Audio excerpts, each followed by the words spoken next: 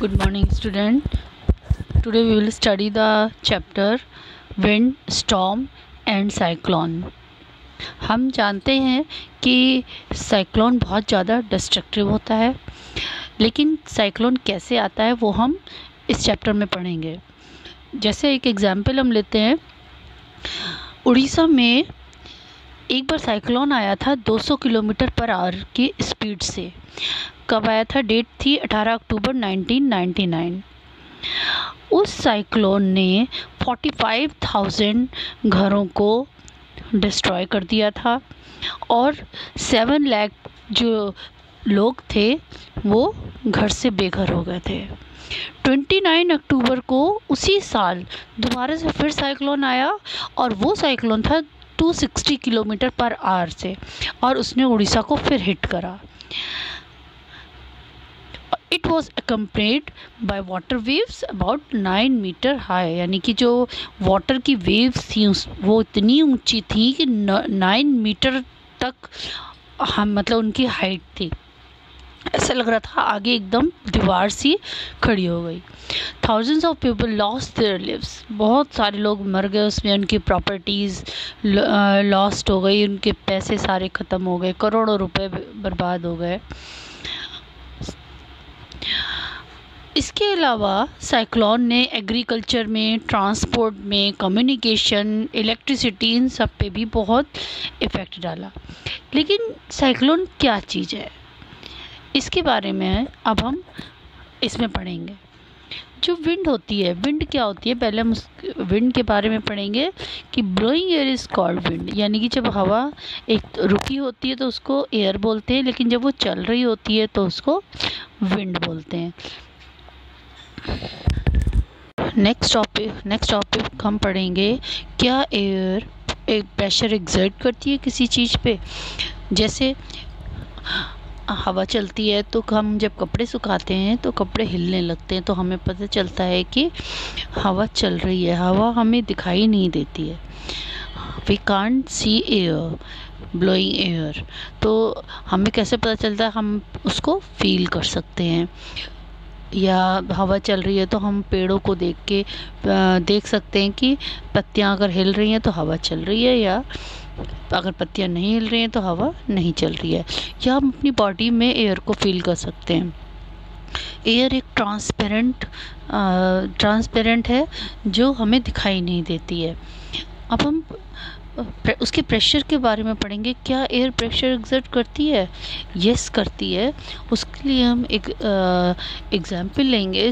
ऐसा एक सेटअप करेंगे, एक्सपेरिमेंट है ये।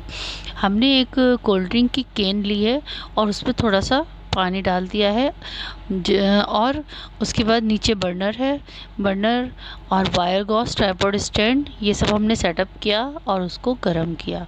हमने कैन को बंद कर दिया है पूरी तरह से। अब हमने उसको गर्म किया। गर्म करने के बाद उसके अंदर जो वाटर होता है वो वेपर्स में कन्वर्ट हो रहा है। जैसे ही वाटर वेपर्स में कन्वर्ट होता है तो हम उस गरम कैन को ठंडे पानी के नीचे रख देते हैं या नल खोल के उसके नीचे रख देते हैं। जब हम उसके नीचे रखते हैं तो वो डीफॉर्म हो जाता है। ये देखिए, पहले ये ऐसा था जब हमने उसको गर्म किया, पहले ये ऐसा था और उसके बाद ये डीफॉर्म हो गया। डीफॉर्म क्यों हो गया? क्योंकि उसके अंदर का, यानी कैन के अंदर जो वेपर्स बनी उनका प्रेशर और बाहर एटमॉस्फेरिक प्रेशर, ये दोनों डिस्टर्ब हो गए। तो हम पहले एटमॉस्फेरिक प्रेशर को समझते हैं। ये देखिए, अगर किसी चीज़ की शेप सही है तो इसका मतलब इंटरनल प्रेशर और एक्सटर्नल प्रेशर दोनों सेम है। यानी एक्सटर्नल प्रेशर कौन सा है? Atmospheric pressure. इंटरनल प्रेशर कौन सा है? जो बॉडी के अंदर है। जैसे हमारी बॉडी है, हमारी बॉडी बिल्कुल सही है क्योंकि हमारे बॉडी के इंटरनल प्रेशर और बॉडी के बाहर जो एटमॉस्फेरिक प्रेशर लग रहा है वो बिल्कुल इक्वल है, इसलिए हमारी बॉडी बिल्कुल अपनी पोजीशन पे रहती है। लेकिन जब ये जो प्रेशर है दोनों बाहर का और अंदर का डिसबैलेंस हो जाते हैं तो ये डीफॉर्म की पोजीशन आ जाती है। इसमें क्या हुआ कि अंदर जो वेपर्स बनी वो वेपर्स बनी, उसके बाद हमने उसको नल के नीचे रख दिया, यानी कि जो अंदर वेपर्स थी वो कूल हो गई। कूल होने के बाद उसमें के अंदर जो प्रेशर बना था एयर का वो ख़त्म हो गया और बाहर का प्रेशर ज़्यादा है, तो इसने बाहर के प्रेशर ने जो एटमॉस्फेरिक प्रेशर है उसने इसको डीफॉर्म कर दिया। तो इससे हमें पता चलता है कि एयर जो है वो प्रेशर एक्सर्ट करती है। जैसे हम पतंग उड़ाते हैं, पतंग उड़ती है, कैसे उड़ती है? हवा से। हवा चल रही है तभी पतंग उड़ेगी। तो एयर का जो प्रेशर होता है उसको आगे की तरफ ले जाता है। अगर हम एयर की डायरेक्शन में पतंग उड़ाना चाहें तो हम तभी उड़ा सकते हैं। अगर हम अपोजिट साइड खड़े हो जाएं तो जो पतंग है वो नहीं उड़ेगी।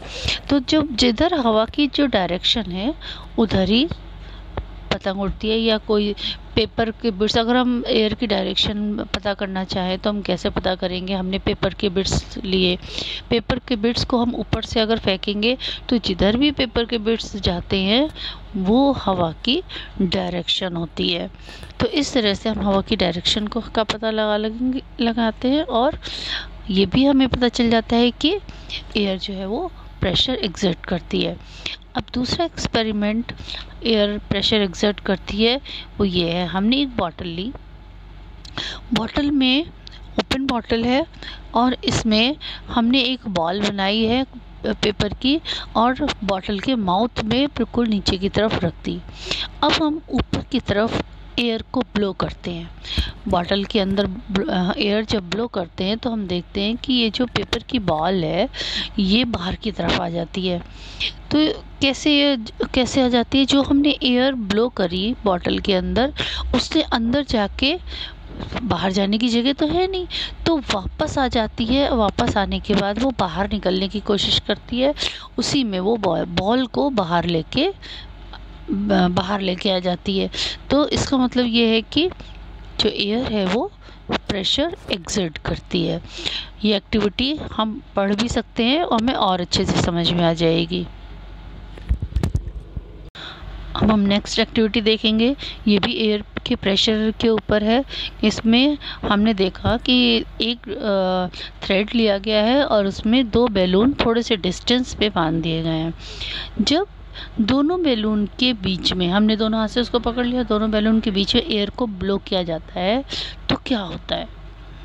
क्या बैलून दूर चले जाएंगे? हम फूंक मार रहे हैं दोनों बैलून के बीच में तो बैलून को दूर चले जाना चाहिए, लेकिन ऐसा नहीं होता है। जब दोनों बैलून के बीच में एयर को ब्लो किया जाता है तो वो बैलून पास आ जाते हैं। ऐसे क्यों होता है? जब दोनों बैलून दूर दूर बंधे हुए हैं तो उनके चारों तरफ प्रेशर लग रहा है। अंदर से भी प्रेशर है क्योंकि ये इन्फ्लेटेड बैलून है तो इनके अंदर भी प्रेशर है और बाहर भी प्रेशर, एटमॉस्फेरिक प्रेशर लग रहा है। लेकिन जब हम दोनों के बीच में एयर को ब्लो करते हैं तो क्या होता है कि जो प्रेशर एयर का इन दोनों के बीच में है वो प्रेशर हट जाता है और प्रेशर हटते ही ये बैलून पास आ जाते हैं। अंडरस्टैंड? इसके बाद नेक्स्ट एक्टिविटी है can you blow and lift. इसमें हमने क्या किया, एक पेपर से स्ट्रिप बनाई है। पेपर स्ट्रिप को हमने फोल्ड किया, फोल्ड करके पेपर स्ट्रिप बनाई और उसको हम पेपर को पकड़ के पेपर स्ट्रिप के ऊपर से एयर को ब्लो कर रहे हैं। जब हम स्ट्रिप के ऊपर एयर को ब्लो करते हैं तो पेपर की जो स्ट्रिप है वो ऊपर की तरफ उठती है। कैसे उठती है? ये भी एयर के प्रेशर की वजह से है। जब हम स्ट्रिप के ऊपर एयर को ब्लो करते हैं तो ऊपर का जो प्रेशर है, जैसे स्ट्रिप है ऊपर से प्रेशर लग रहा है और नीचे से भी प्रेशर लग रहा है, तो ऊपर का प्रेशर हमने हटा दिया एयर ब्लो करके और नीचे का प्रेशर एज इट इज़ है, तो जो स्ट्रिप है वो ऊपर की तरफ उठेगी। ये देखिए, तो ये कुछ एक्सपेरिमेंट्स हैं जिससे हमें पता चलता है कि एयर जो है वो प्रेशर एक्सर्ट करती है। हम अपनी साइकिल में ही देख सकते हैं कि अगर हम टायर में हवा नहीं भरवाते हैं तो साइकिल नहीं चलती है।